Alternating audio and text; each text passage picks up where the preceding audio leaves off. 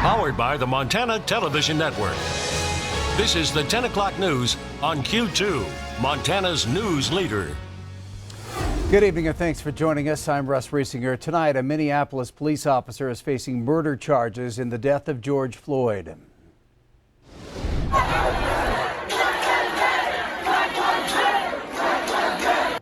But that has not stopped protesters from taking to the streets once again, and even more cities across the nation, now including at the White House in Washington tonight. Some people are gathering in peace, others resorting to destruction.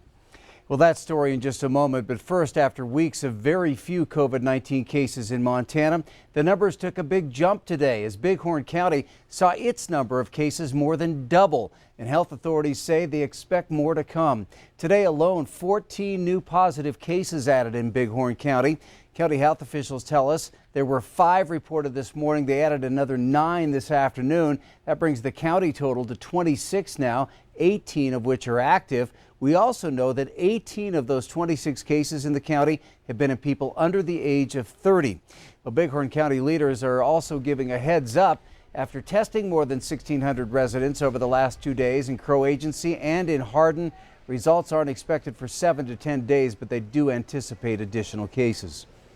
You know, a lot of people are traveling everywhere, just even outside of the county to run and get groceries, and so we're asking everyone to take every precaution because we really need to protect each other in this crazy pandemic time. And we're told 9 of the cases confirmed today were found as a result of contact tracing from previous cases. Some of the others went to their primary care doctor after showing symptoms. There were 2 other confirmed cases across Montana today, a Gallatin County woman in her 20s and a Missoula County man in his 60s. Also, there is 1 more death now being reported in Wyoming. That death, an older woman from Fremont County who had been hospitalized and did have underlying health conditions. Well, an overnight curfew is now in effect in Minneapolis. It's aimed at putting an end to the violent protests that have been taking place since the death of an African-American man in police custody on Monday. Michael George is there. The Minnesota National Guard is now on patrol in Minneapolis alongside scores of law enforcement officers. Days of protests have been giving way to nights of mayhem in the Twin Cities, all stemming from the death of George Floyd in police custody on Monday. The city has dismissed 4 officers who were involved in the incident. 1 is now facing criminal charges. Former Minneapolis police officer Derek Chauvin has been charged by the Hennepin County Attorney's Office with murder and with manslaughter. Cell phone video shows Chauvin kneeling on Floyd's neck until he lost consciousness. The investigation is ongoing. We felt it appropriate to focus on the most dangerous perpetrator. An attorney for Floyd's family said they'd been hoping for a more serious charge than third-degree murder. They were very clear in their position that it should be first-degree murder charges and the other officers should be arrested too. It remains to be seen if the announcement of the officer's arrest, along with the just-imposed curfews, will calm the unrest here in Minneapolis. The anger that erupted here has already spread across the country. Large-scale and sometimes violent demonstrations have taken place in several cities, including Denver, Louisville, Columbus, Ohio, Atlanta, and in Houston. We're determined that justice be served. Protesters have also gathered at the White House. On Friday, President Trump said he's spoken with George's family. The president also urged calm going forward. Michael George, CBS News, Minneapolis. Well, George Floyd's family has hired a private pathologist to perform an independent autopsy on his body. Well, today a peaceful protest closer to home as dozens of people gathered at the Missoula County Courthouse. A mix of emotional speakers and songs in hopes of raising awareness for a problem that they say continues to ravage the country.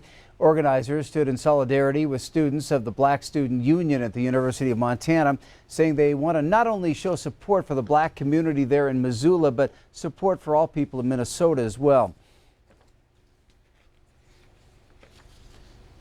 Because we're in Montana, that's why I initially had the fear of doing this rally, because we're in a predominantly white community, in a predominantly white city, in a predominantly white state.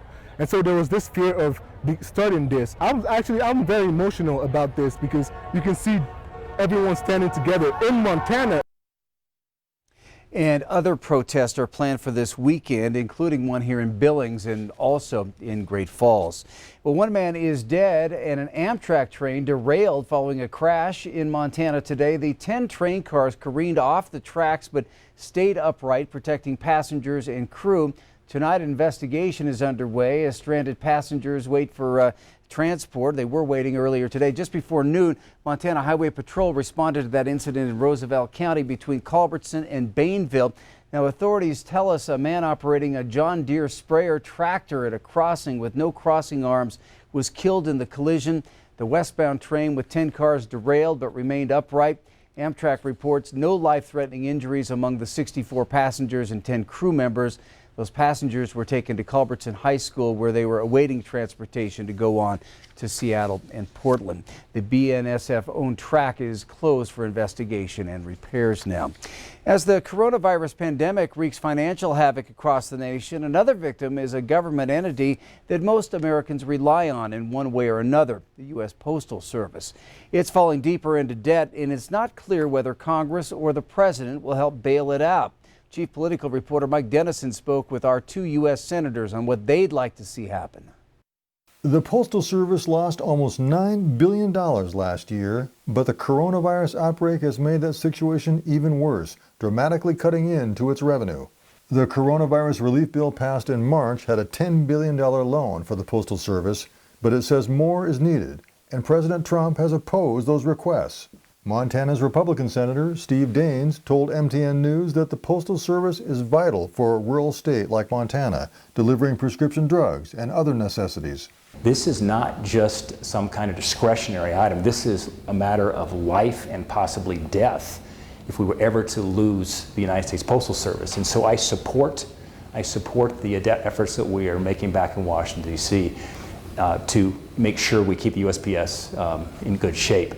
Daines says one way to help the post office is to repeal a 2006 law that required it to fund employee health benefits in advance. He says no other agency has that cost and that he's working on a bill to change that. Democratic Senator John Tester says he too is pushing for a way for the PO to pay down its debts, and he's working on a resolution calling for funding to offset Postal Service revenue losses related to the pandemic. He calls the Postal Service a crucial lifeline for Montanans on everything from drug delivery to absentee ballots, like in our current all-mail ballot primary election.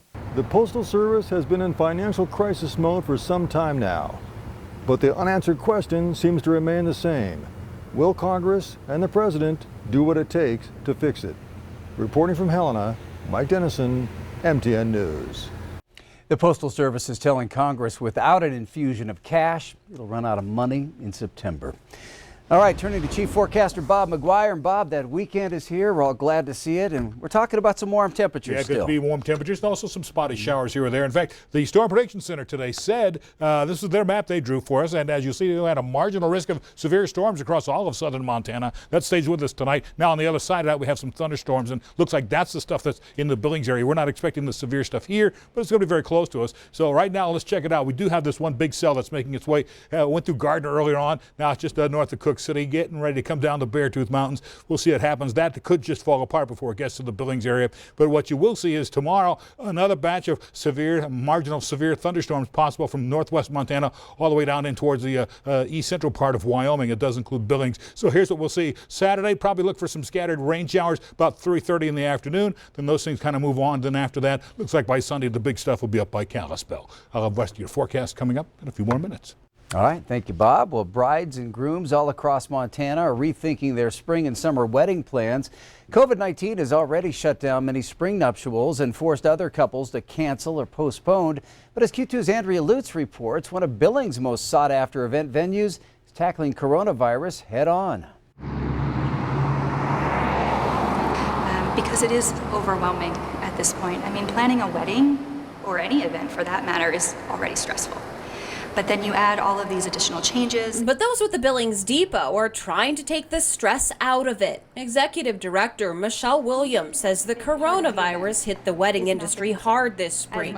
Ceremonies here were either canceled or postponed. When we had to close, We were shut down for the entire month of April, and our staff worked remotely. She says they took that time to reflect on how the depot can reopen for events while still keeping the virus away. So we've taken extra steps here to do what we can on the front end. Things like adjusting the seating and traffic flow to accommodate for social distancing, tracking attendance, and bringing in additional staff dedicated to managing those practices. And the Billings Depot has some of the latest technology when it comes to the fight against COVID-19, like this digital gauge right here. It's a thermometer letting you know your temperature instantly. All of these things, Williams says, is a way to give couples their dream wedding. Because we understand that this has increased in complexity, and we want to make it as easy as possible because it should be a beautiful experience. All while still being able to open the venue for a busy 2020 wedding season. We have had so many cries with our brides and our event hosts just because it is overwhelming. Our staff has taken a much larger supporting role than we ever had before, and the relationships that have been built have been so much stronger. In Billings, Andrea Lutz, MTN News. All right, thanks, Andrea. The Billings Depot will operate at 75% capacity. That means it can house up to 225 guests per event. The first event is set for early June. It's been a different end of school for this year's senior class, but a special celebration was organized for them tonight by tow truck drivers. Light Up for Grads 2020 brought first responders, which included tow truck drivers, to the rims. Tow trucks, law enforcement, fire, and ambulance joined festivities to honor the classes of 2020. With distancing and limitations at graduations, this is a way to support the grads. With lockdowns and closures and things, a lot of graduates didn't really get graduation parties, and we know that the graduation ceremonies were really, non-attendable for a lot of people. So we wanted to come out and show some support for grads and, let them know that we're all thinking about them and lining up here, going to put on a good show, and all the lights kind of get you excited. Try to make their graduation season a little bit better. Well, during the COVID-19 stay-at-home, the Yellowstone Valley Tow Truck Association has also put together parades for nurses and for birthday parties. Well, the last day of school is usually filled with smiles and goodbyes, but again, this year ends with anything but normal. After 2.5 months of distance learning, students and teachers at Big Sky Elementary did get a chance to say goodbye. A reverse teacher parade this morning gave everyone a chance to put a wrap on the year. Superintendent Greg Upham told a social media audience it's been quite a ride. He became emotional when talking about how everyone came together to finish the year. He said his most memorable takeaway is the response by staff and volunteers to get food to students and families in need. Still to come on tonight's Q2 10 o'clock news, we're going to hear from one Billings mom who opens up about her struggles with postpartum depression and the importance of reaching out for help. Then later in sports, opening day is finally upon us. Scott sets up a busy baseball weekend for the Royals and the Scarlets. You're watching MTN News with Janelle Slade and Russ Riesinger. Storm Tracker weather with Bob McGuire. And sports with Scott Breen. This is the 10 o'clock news on Q2, Montana's news leader.